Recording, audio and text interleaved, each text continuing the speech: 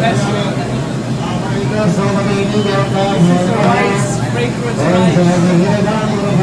They're all until my feet. This weighs about 5 kilos.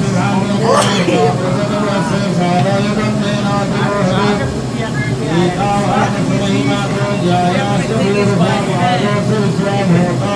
Plus, you've got to put all the hard effort. Not just do it for the sake of it, but you've got to be conscious that you don't do it too hard. The whole hand drops on me. Okay? Just keep stirring. I tell you, you don't need to go to the gym, no spa, none of it. Because this is it.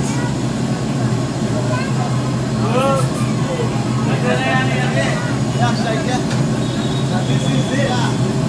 This is how you cook.